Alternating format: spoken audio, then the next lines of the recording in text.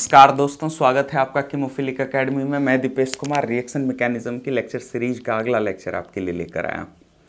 देखिए, हम लोग रिएक्शन मैकेनिज्म पढ़ रहे थे और रिएक्शन मैकेनिज्म के पिछले लेक्चर में हमने अपना E2 रिएक्शन मैकेनिज्म ख़त्म किया था। ठीक है, पूरा उसके जितने भी डिटेल्स हो सकते थे मैंने बता दिए थे आपको, आपके लेवल से MSc एंट्रेंस और उसके लेवल का सारा चीज़ मैंने बता दिया है उसमें। अब आगे बढ़ते हैं। अगला जो मैकेनिज्म है हमारा, जो हम आज डिस्कस करेंगे, ये हमारा है E1 मैकेनिज्म।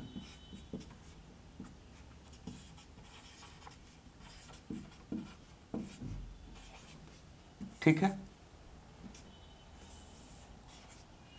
देखिए E1 मैकेनिज्म, अगर किसी ने SN1 रिएक्शन पढ़ा है तो उसके लिए E1 रिएक्शन भी उतना ही सिंपल है। ठीक है, या आप ये कहिए कि SN1 में जितनी बातें हमने की हैं उतनी ही बातें यहाँ पर भी हैं। दोनों के बीच का अगर हम अंतर देखें तो एक साधारण सा अंतर होता है जो कि SN1 और E1 को अलग करता है।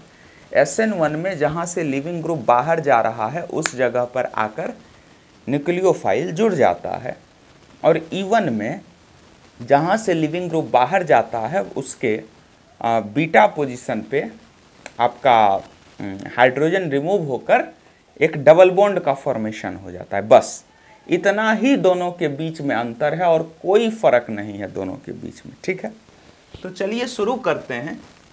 सबसे पहला रिएक्शन आप अपना देखिएगा। ये जो रिएक्शन है,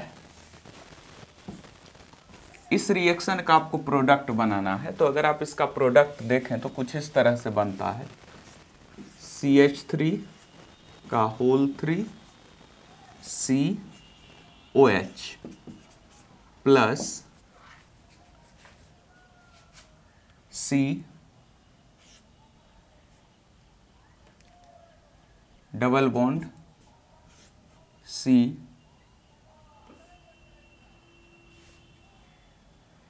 डबल बॉन्ड, एक मिनट रुकिए, C। ठीक है,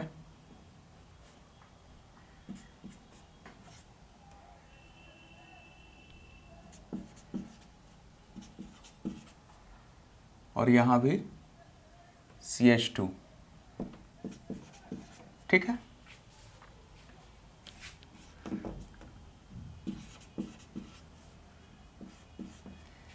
ये बन के आएगा। यहां पर ध्यान दीजिएगा, ये जो आपका प्रोडक्ट बन के आया है इसमें क्या हो रहा है, यहां से Cl निकल रहा है और इससे OH आकर जुड़ रहा है यहां पर। और इस वाले में क्या हो रहा है कि डबल बॉन्ड का फॉर्मेशन हो रहा है, जहां से Cl को बाहर निकाला जा रहा है और उसके बगल वाले कार्बन के हाइड्रोजन को निकाल कर। ठीक है, तो अगर आप इसके बारे में देखें तो ये आपका SN1 प्रोडक्ट है, और इसके बारे में अगर आप ऑब्जर्वेशन करें अपना तो ये आपका E1 प्रोडक्ट। समझ रहे हैं मेरी बात? ये बात है इसमें। अगर आप दोनों के परसेंटेज की बात करें तो ये आपका ज़्यादा अमाउंट में बनता है और ये आपका कम अमाउंट में बनता है, E1 वाला प्रोडक्ट।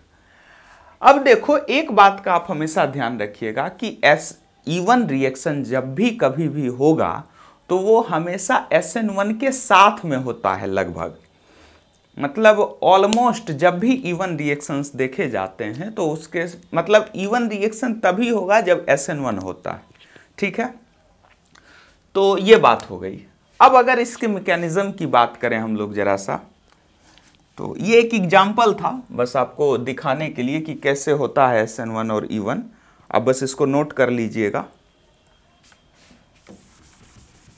देखिए, अगर हम मैकेनिज्म की बात करें तो मैकेनिज्म भी बहुत सिमिलर ही होता है दोनों का। क्या दे रखा है, CH3 whole 3 CCl। First step में क्या होता है, आपका जो Cl है वो बाहर निकलता है और CH3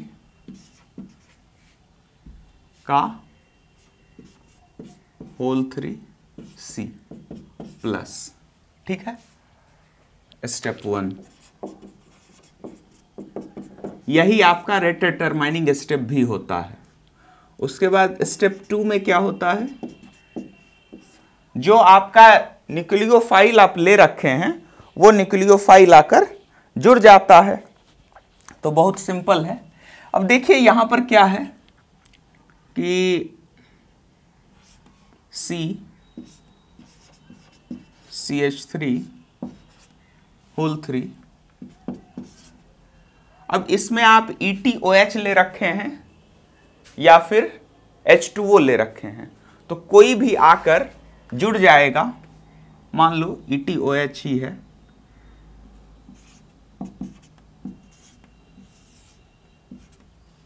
तो क्या बन गया, सॉरी ये इस तरह से नहीं होगा, ये SN1 की मैकेनिज्म मैंने बता दिया आपको। यहां पर क्या हो जाएगा, CH3 और CH3 किसी भी एक से, मान लो ये वाला जो है ये CH2H है, यहाँ पर OH माइनस, ये इधर से अटैक करके और इसको इधर शिफ्ट कर देता है, तो आपका जो प्रोडक्ट बन के आता है finally CH3 C double bond CH2 और CH3, ये आपका E1 प्रोडक्ट होता है। समझ रहे हैं मेरी बात को? तो ये बात हो गई किसकी, मैकेनिज्म की। 2 स्टेप का मैकेनिज्म है, ये वाला आपका RDS है और ये वाला आपका, आप देख रहे हैं, आप दोनों स्टेप को अगर ध्यान से देखें, यहां स्टेप होगा, अगर आप दोनों रिएक्शन को देखें और पिछले वाले SN1 का कॉपी निकाल कर चेक करें, तो आपको क्लियरली पता चलेगा कि कोई भी फर्क नहीं है। बस ये क्या कर रहा है, SN1 अगर होता तो इस जगह पर OH आके जुड़ जाता, और E1 है तो इस जगह से हाइड्रोजन को रिमूव करके डबल बॉन्ड का फॉर्मेशन कर दे रहा है। बस जैसे उसमें सिर्फ सबस्ट्रेट के ऊपर डिपेंड कर रहा था, उसी तरह यहां पर भी रिएक्शन सिर्फ सबस्ट्रेट के ऊपर डिपेंड करता है। तो अगर हम रेट की बात करें, this rate is equal to K CH3 whole 3 CCl। समझ रहे मेरी बात? ये इसका रेट हो गया। देखो अब देखिए, ये हो गया रेट और बाकी सारी चीजों की बात हमने कर ली। नाम से भी क्लियर है, अगर हम E1 कह रहे हैं, मतलब जैसे SN1 में रेट की बात कर रहे थे हम, वैसे ही इसमें भी बात करेंगे, कोई बहुत बड़ी चीज नहीं है। अब देखिए जैसे ही हम आगे बढ़ते हैं, अब नेक्स्ट टॉपिक हमारा था स्टीरियोकेमिस्ट्री। स्टीरियोकेमिस्ट्री की क्या बात होगी? स्टीरियोकेमिस्ट्री में ये कहा जाता है कि आपका SN1 या E1 जो भी रिएक्शन है उसमें क्या हो रहा है, कार्बोकेटायन का फॉर्मेशन हो रहा है। तो देखिए एक सिंपल सी चीज हम आपको करके दिखाते हैं। कार्बोकेटायन बन रहा है तो ये कुछ इस तरह से होगा, मतलब ये वाला जो ऑर्बिटल है ये भी खाली है, मतलब यहाँ ऊपर भी है और नीचे भी है। मतलब इस कार्बन में जो आने वाला न्यूक्लियोफाइल या जो भी चीज होगी या डबल बॉन्ड का जो फॉर्मेशन होगा वो इधर से भी आ सकता है डबल बॉन्ड, और इधर से भी आ सकता है। कोई इसमें रोक टोक है क्या?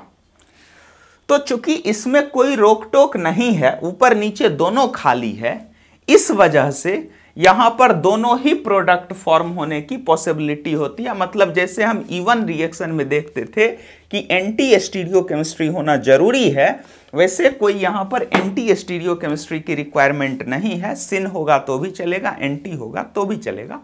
बस एक बात का ध्यान रखिएगा कि जब प्रोडक्ट फॉर्मेशन होगा तो मेजर और माइनर की अगर बात आएगी, अगर हम मेजर और माइनर की बात करें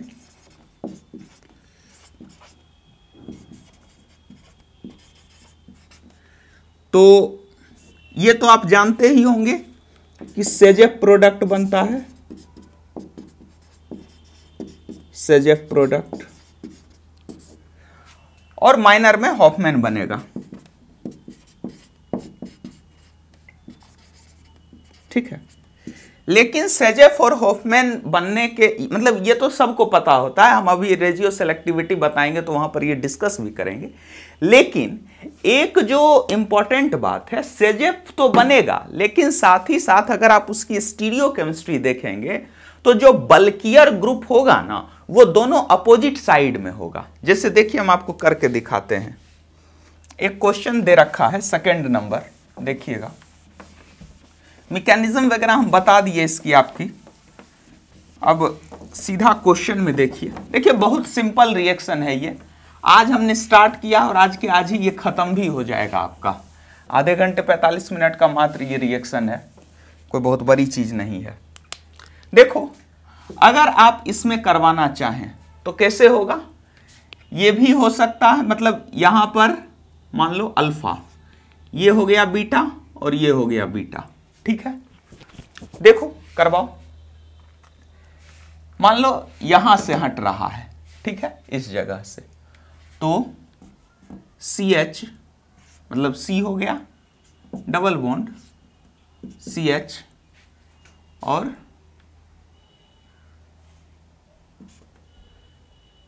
CH3 और H, इसको लगाया हमने, इसको। अब देखिए इस दोनों में बाकी क्या बच गया, एक यहां पर ये है, इसमें दो,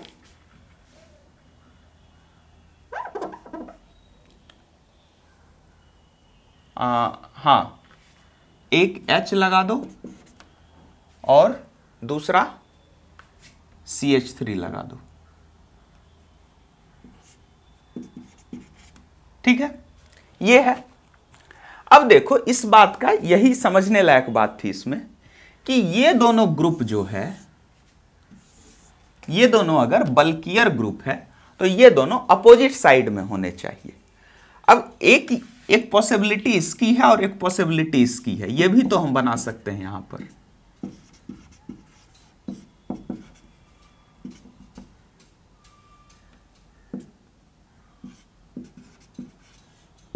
ये भी तो बना सकते हो। तो ध्यान रखना कि ये वाला जो प्रोडक्ट होगा वो ज्यादा फेवरेबल होगा एज कंपेयर टू इस वाले प्रोडक्ट के। सिंपल सी बात है, वही स्टेरिक वाला जो हम फैक्टर डिस्कस करते हैं, बस वही है। ठीक है, तो ये बात हो गई। अब देखो स्टीरियोकेमिस्ट्री से आगे बढ़ते हैं हम। स्टीरियोकेमिस्ट्री से रिलेटेड ये मैंने बता दिया आपको, इसको आप करने की कोशिश कीजिएगा। एक बात का ध्यान रखिएगा कि E2 रिएक्शन में E और Z की बात हम तभी करते हैं जबकि हमारे पास दो बीटा हाइड्रोजन प्रेजेंट हो। ठीक है, लेकिन यहां पर हम जरूरी नहीं है कि दो बीटा हाइड्रोजन प्रेजेंट हो, एक बीटा हाइड्रोजन होगा तो भी हम इसकी बातचीत कर सकते हैं और ऐसा होता है। ठीक है, तो इसको आप करके देखिएगा, अपने से कुछ नहीं है। यहां पर क्लोरीन दे रखा है और यहां से हाइड्रोजन को रिमूव कीजिएगा और फिर इस दोनों CH3 और इसके स्टीरियोकेमिस्ट्री को थोड़ा चेंज करके देखिएगा। ठीक है, अब देखिए आगे बढ़ते हैं हम लोग और बात करते हैं रेजियो सेलेक्टिविटी की। अगर आप रेजियो सेलेक्टिविटी की बात करें तो इस रिएक्शन को देखो जरा सा,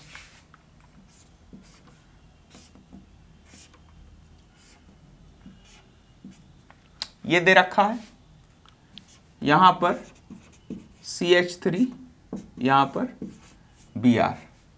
अगर आप इसको अल्फा ले लें तो ये आपका बीटा हो जाएगा और ये आपका बीटा हो जाएगा। इसको बीटा डैश कर दो। इसको हम बीटा इसलिए नहीं लिखे क्योंकि या तो इसको लिखो या इसको लिखो, दोनों में कोई फर्क नहीं है। ठीक है, अगर आपको प्रोडक्ट बनाना है इससे, सिंपल सी बात है, H2O दे रखा है।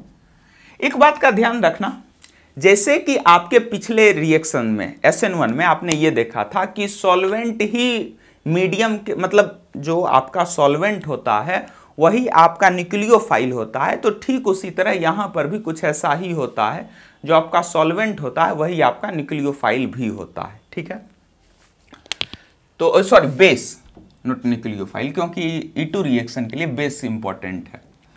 अब देखो एक प्रोडक्ट तो आप इसका ये बना सकते हैं,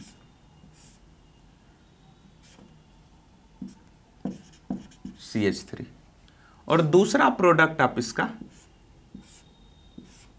ये बना सकते हैं, CH2। ठीक है।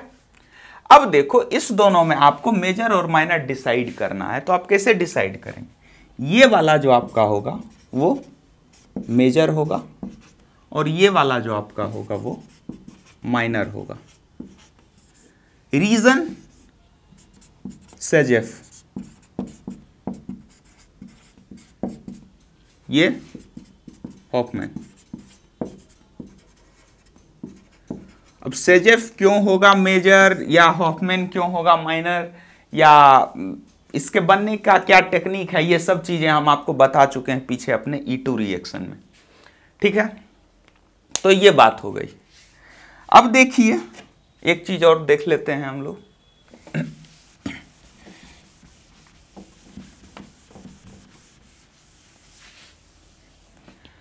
एक हमारा ये रिएक्शन दे रखा है, देख लो इसको भी। ये क्या कह रहा है? साइक्लोहेक्सेन दे रखा है। कहता है कि साइक्लोहेक्सेन के केस में भी जैसे आप उसमें देखते थे अपने E2 रिएक्शन में साइक्लोहेक्सेन का केस देखते थे, तो उसमें हम लोग क्या कहते थे? ट्रांस डायक्सियल पोजीशन होना चाहिए। यहाँ पर ऐसी कोई बात हम लोग नहीं करते हैं, ट्रांस डायक्सियल जैसी कोई भी चीज़ यहाँ पे नहीं होती है।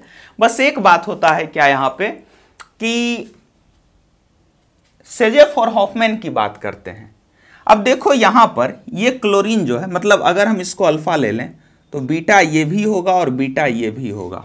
तो अगर आप प्रोडक्ट बनाएंगे तो एक प्रोडक्ट तो आपका ये बनेगा, ठीक है, और दूसरा प्रोडक्ट आपका ये बनेगा। ठीक है, देख पा रहे हैं? एक डबल बॉन्ड यहां बनेगा और एक बार डबल बॉन्ड यहां पर बनेगा। आप यहां देखिए CH3 और CH3 यहां भी लगा दो। अब कोई भी आदमी देखकर कह सकता है कि यही आपका मेजर प्रोडक्ट होगा और ये आपका माइनर प्रोडक्ट होगा। रीजन सेजेफ।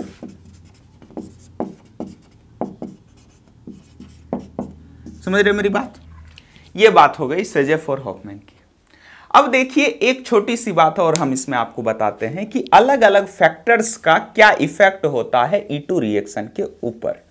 तो अगर आप फैक्टर्स इफेक्ट की बात करें तो सबस्ट्रेट का तो बहुत ज़्यादा इफेक्ट होता है। सबस्ट्रेट का इफेक्ट किस तरह से होता है कि जैसे जैसे आप टर्सरी वाला लेंगे, मतलब जहां पर कार्बोकेटायन अच्छा बनेगा वो उतना अच्छा देगा आपका E2 रिएक्शन। तो यहाँ पर कार्बोकेटायन की E1 रिएक्शन, तो यहाँ पर कार्बोकेटायन की स्टेबिलिटी से बहुत ज़्यादा फर्क पड़ जाता है, तो सबस्ट्रेट का फर्क पड़ता है। बेस का इस रिएक्शन के ऊपर, E1 रिएक्शन के ऊपर कोई फर्क नहीं पड़ता है। हाँ, बस ये ध्यान रखिएगा कि अगर वीक बेस हो और लो कॉन्सेंट्रेशन में दे रखा हो तो E1 रिएक्शन की पॉसिबिलिटी बढ़ जाती है, और जैसे ही हम बेस को स्ट्रॉन्ग कर देते हैं तो E2 रिएक्शन की पॉसिबिलिटी बढ़ जाती है। ठीक है, अगर आप लिविंग ग्रुप के तरफ बढ़ें तो लिविंग ग्रुप जितना अच्छा होगा E1 रिएक्शन उतना अच्छा होगा। अगर आप सॉल्वेंट के केस में जाएं तो पोलर प्रोटिक सॉल्वेंट यहां पर हम लोग जनरली यूज करते हैं, जो कि सॉल्वेट कर सके चीजों को। और उसके बाद सबसे लास्ट में अगर आप टेम्परेचर की बात करें तो जैसे ही आप टेम्परेचर को इंक्रीज करेंगे वैसे आपके इस रिएक्शन का रेट इंक्रीज हो जाएगा। ठीक है, नोट कर लो। अब देखिए अगला क्वेश्चन देखते हैं हम अपना। ये 3-4 क्वेश्चन दे रखे हैं हमको। क्या है? बहुत सिंपल है। हम आपको अभी तुरंत बताए कि E1 एलिमिनेशन के केस में कार्बोकेटायन का फॉर्मेशन होता है, और अगर कहीं पर कार्बोकेटायन का फॉर्मेशन हो रहा है तो वहां पर रीअरेंजमेंट की भी पॉसिबिलिटी होगी, और अगर किसी जगह पर रीअरेंजमेंट की पॉसिबिलिटी है तो वहां पर रीअरेंजमेंट होगा। समझ रहे मेरी बात को? तो देखिएगा, मान लो इस क्वेश्चन को देखो, यहां पर Cl यहां दे रखा है तो कार्बोकेटायन इसी जगह पे फॉर्म होगा। अगर कार्बोकेटायन यहां फॉर्म हो रहा है तो क्या आप उसको इधर से शिफ्ट करवा सकते हैं? करवा सकते हैं। देखो बना के देखो,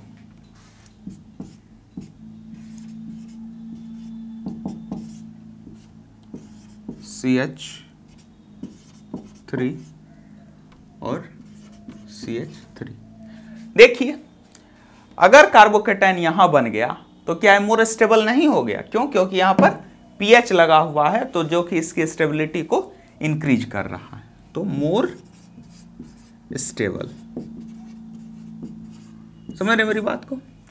अब देखिए दूसरा वाला आपका दे रखा है, इसमें क्या करवा रखा है, ध्यान से देखो।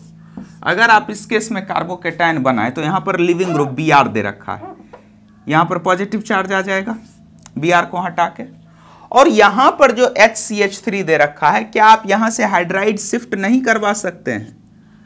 तो अगर आप जैसे ही यहां से हाइड्राइड शिफ्ट करवाएं तो जो बन के आएगा वो कुछ इस तरह से बन के आएगा। ध्यान से देखिएगा, इधर H और CH3 और यहां पर कार्बोकेटाइन।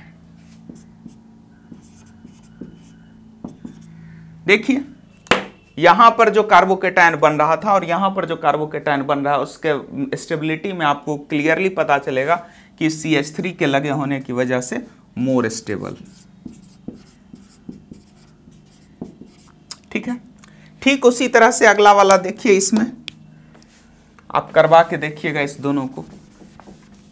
दो हम कर दिए हैं, चूंकि पीछे बहुत सारा एग्जाम्पल हम रीअरेंजमेंट का करवा चुके हैं, इस वजह से क्या दे रखा है यहां पे, ये दे रखा है देखो CH3 और CH पॉजिटिव चार्ज CH3। ठीक है, कुछ नहीं करना है, ये जो बॉन्ड है इसको इधर शिफ्ट करवा के 5 मेंबर्ड रिंग बनवा देना है, और रिंग के ऊपर फिर से एक बार रीअरेंजमेंट करवा दीजिएगा तो आपका बन जाएगा ये। ठीक उसी तरह से यहां पर भी कार्बोकेटाइन ये रीअरेंजमेंट करवा दीजिएगा, यहां पर भी हो जाएगा। फिर एलाइलिक वाला जो होगा कार्बोकेटाइन वो ज्यादा होगा स्टेबल, तो उसका फॉर्मेशन करना है। रीअरेंजमेंट में सारी चीजें हम आपको पीछे बता चुके हैं, इस वजह से बहुत ज्यादा इसके डिस्कशन की जरूरत नहीं है। अब अगले टॉपिक का आप नाम दीजिएगा, लिखिए डिहाइड्रेशन ऑफ अल्कोहल, हेडिंग दीजिएगा। अगले टॉपिक का हेडिंग दीजिए डिहाइड्रेशन ऑफ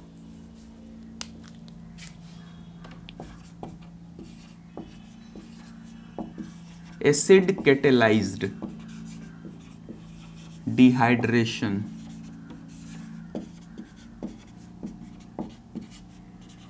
ऑफ अल्कोहल। समझ रहे मेरी बात? क्या है acid catalysed dehydration of alcohol? कुछ नहीं है, ये फर्स्ट नंबर जो केस दे रखा है आपको क्वेश्चन, यही है। ये अगर आपको दे रखा हो अल्कोहल, तो इस केस में जब आप करवाते हैं इसका एसिड और हीट के साथ रिएक्शन, तो अल्कीन का फॉर्मेशन होता है। इसी को हम लोग बोलते हैं acid catalysed dehydration of alcohol. ठीक है, अब देखिए इसमें भी मैकेनिज्म करके देखते हैं हम लोग, क्या है, बहुत सिंपल होता है मैकेनिज्म, कोई बहुत बड़ी चीज नहीं है। बस एक बात का ध्यान रखिएगा कि यहाँ जो हीट ले रखे हैं मीन्स टेम्परेचर हाई होना चाहिए, और एसिड जो ले रखे हैं जनरली हम लोग यहाँ पर H2SO4 या H3PO4 लेते हैं। ठीक है, फॉस्फोरिक एसिड या फिर सल्फ्यूरिक एसिड, बस यही है और कुछ नहीं है। देखो मैकेनिज्म करके दिखाते हैं हम आपको, बहुत सिंपल है।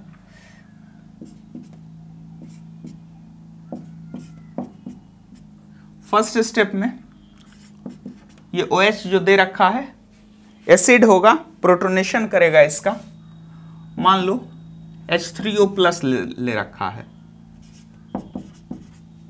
ठीक है, तो ये जो है आपका एसिड ये इसको प्रोटोनेट कर देगा, तो कुछ इस तरह से, ठीक है। देखो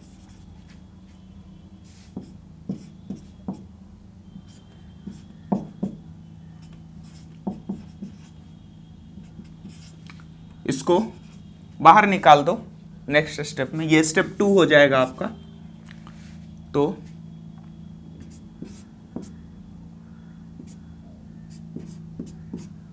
यहां पर कार्बोकेटायन का फॉर्मेशन हो गया। अब नेक्स्ट स्टेप में क्या लीजिएगा, फिर से वाटर ले लो। एक बात का ध्यान रखो, यहां पर एक हाइड्रोजन लगा दो। नेक्स्ट स्टेप में क्या करो, बेस के रूप में वाटर ले लो, ये यहां से और ये इधर,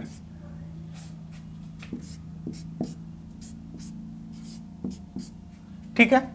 तो ये फाइनली आपका अल्कीन का फॉर्मेशन कर देता है। और ये अल्कीन फॉर्म करने से क्या होता है कि मतलब यही रिएक्शन है, होता क्या है, यही आपका रिएक्शन है। अब 2 रिएक्शन और दे रखे हैं यहां पर, ये आप करवा के देखिएगा। मैकेनिज्म हम आपको बता दिए पूरा, 3 स्टेप में रिएक्शन। फर्स्ट स्टेप आपका ये हो गया जिसमें ये बन रहा है, सेकेंड स्टेप में ये बन रहा है और थर्ड स्टेप में ये बन रहा है। और उसके बाद क्या है कि ये दे रखा है और ये दे रखा है, ये दोनों क्वेश्चन को आप सॉल्व करने की कोशिश कीजिएगा। इस क्वेश्चन में रीअरेंजमेंट होगा, अगर कहीं पर कार्बोकेटायन बनने के बाद रीअरेंजमेंट की पॉसिबिलिटी है तो वहां पर रीअरेंजमेंट करवाएंगे, जैसे हम पीछे आपको बताए। तो इसमें रीअरेंजमेंट करवाओगे और इसमें ये बहुत अच्छा क्वेश्चन है, इसको आप करवा के देखिएगा।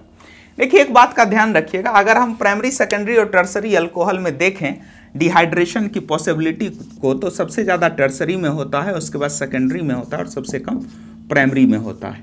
इतना हिंट हम आपको दे दिए इस क्वेश्चन को करने के लिए, और इसको आप सॉल्व करके देखिएगा। ये आपका होमवर्क है, समझ रहे मेरी बात? तो इसको नोट कर लीजिए यहाँ तक, फिर मिलते हैं अगले लेक्चर में। अगले लेक्चर में हम जो डिस्कस करेंगे उसके बारे में बता दें। नेक्स्ट लेक्चर हमारा पूरा होगा E1CB रिएक्शन के बेस पे। इसमें एक छोटी सी बात और है, मतलब POCl3 और पिरिडीन के साथ कैसे हम करवाते हैं डिहाइड्रेशन, तो वो एक स्पेसिफिक रिएजेंट टाइप से हो जाएगा, तो उसको भी हम एक 15 मिनट के पार्ट में करके आपको दे देंगे, उसको भी आप देख लीजिएगा। तो अगले लेक्चर में E1CB रिएक्शन के साथ मिलते हैं। Thank you so much.